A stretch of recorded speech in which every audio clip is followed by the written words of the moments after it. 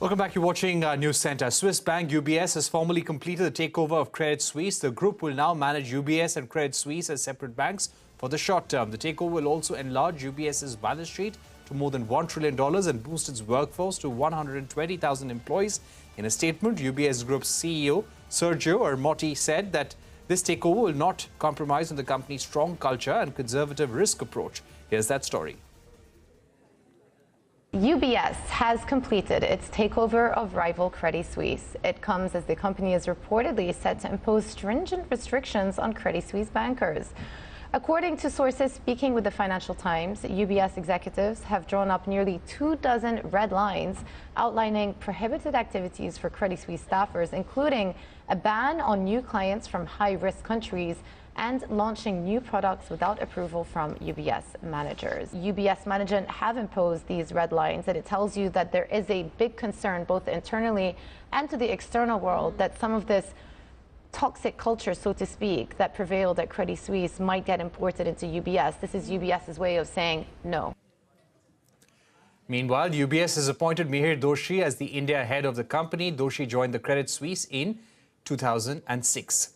The latest in the Go First insolvency case, the Committee of Creditors, which was formed after the airline was admitted into bankruptcy court, held its first meeting last Friday to take stock of the situation. CNBC-TV18 learns that they have made some key appointments to kickstart the resolution process. Ritu Singh joins us now. Ritu, what are you picking up? Well, the Go First Committee of Creditors has made some key appointments to kickstart the resolution process of the airline, and the most important one of these is replacing the resolution professional. Now, remember, the NCLT had appointed Alvarez and Marcel's Abhilash Lal as the interim resolution professional, but in its very first Committee of Creditors meeting, the lenders have chosen to elect EY Shailendra Ajmera as the resolution professional who will be running the airline as long as it remains under the IBC. The COC has also elected EY or Ernst & Young as the process advisor and J. Sagar Associates as the legal counsel to the lenders in the process. Now, as far as the important matter of interim financing is concerned, remember, we had reported that Go First had sought a little over 200 crores from its lenders as interim financing. On that, the discussions are still on, but lenders want some comfort from the DGCA that there will be regulatory support for the airline. So that matter is still up, for discussion among the lenders. As far as the revival itself is concerned, it's not just the financing. Go First is facing, various challenges from its lessors who want to deregister the aircraft or restrain Go First from using them, and that matter is still pending in court. So we'll have to see how that progresses. As far as the dues are concerned, to the banks alone, there are dues of about 6,500 crores in Deutsche Bank, Central Bank of India, Bank of Baroda, IDBI Bank. These are some of the key lenders that are involved. All right, thanks, Ritu, for joining us. The government has tweaked the production-linked incentive scheme for semiconductors and display fabs. The cabinet will now approve all proposals for setting up these units. Earlier, in the case of compound semiconductors and silicon photonics, the Secretary of the Ministry of Electronics and IT or the Minister were responsible for granting approvals. As per changes, there is no minimal requirement of applicants for setting up of display fab units. The 45-day window for applications has also been removed. The application will now be evaluated on an ongoing basis. The move is expected to facilitate more players to make semiconductors in the country.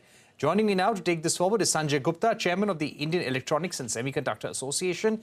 Mr. Gupta, thank you very much for joining us. Give us a sense of why was this done? Was this done so that the semiconductor ecosystem, the semiconductor companies begin investments in India to kickstart the ecosystem?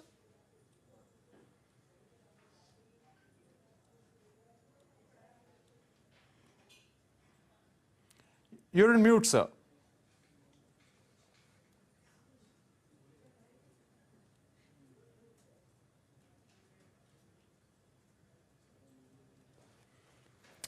All right, we seem to have lost that link with Sanjay Gupta of Indian Electronics and Semiconductor Association. But remember, this is a big priority for the government, having a semiconductor ecosystem, a manufacturing ecosystem here in India. We recently signed an MOU with the US government for a technology partnership, and we saw several high-level visits between India and United States to remove the roadblocks as far as the semiconductor cooperation goes.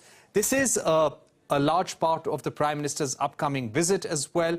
it's on the basis of feedback from the industry that the government has now tweaked the semiconductor scheme, and all applications will now go to cabinet. Earlier, for certain categories, the applications had to go to the Minister for Electronics and IT. In some cases, it had to go to the Secretary for approval. Now, these categorizations have been removed.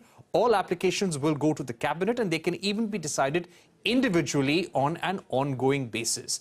Under the scheme for manufacturing of semiconductors, there was a clause which said that a minimum of 2 applications are needed. That point has been deleted. Let me go across to Mr. Gupta now. Mr. Sanjay Gupta, can you hear me? Yes, I can hear you now. Yeah, I just wanted to ask you, why was this done? Do you think this will simplify the ecosystem for the semiconductor industry?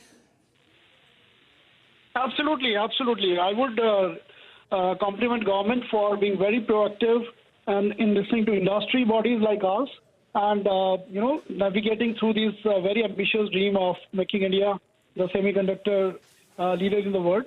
I think the feedback from the industry was obviously heard, and they have made it very simple now by combining the multiple kind of compound semiconductors, the wafer fab, and other display fab units into a single entity. And also in the similar moves, recently they removed the complexities on different technology nodes around the semiconductors wafer fab, and putting them into a common pool for subsidy.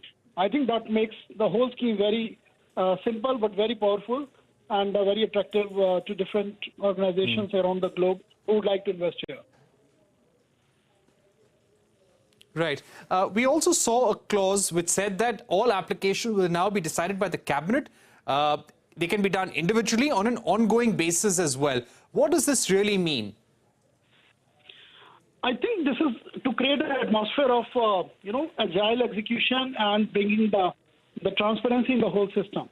Earlier, I believe there were different kind of regulation bodies which were deciding on the different applications, and that was probably considered as a move which was not uniform across the board, and also depending upon where the application is going to, it can always create a doubt. Every application going into the cabinet at the highest level, it also brings a clear perception that government is very serious about it, and the optics is extremely good to be handled right by the Supreme Cabinet. Right. Okay, now my final question. Under the scheme for manufacturing of semiconductors, there was a clause which this new notification says that now stands deleted, and that was that there should be at least 2 applicants. The fact that this has been deleted, does this mean that even if there is 1 applicant under the scheme, the cabinet will be willing to consider and evaluate that application? Yes, I think see, we have to understand that the whole semiconductors is extremely niche area. The very reason that in the entire world there are a handful of countries who have the whole semiconductors know-how is a testimony to the fact that making it complex and having a minimum to entry, would have made it extremely difficult for the right person to come on board. I mean, the case in point is, ASML as an example, the lithographic photonic company that is required in etching all semiconductors wafer. They are pretty much the monopoly in the entire world, right?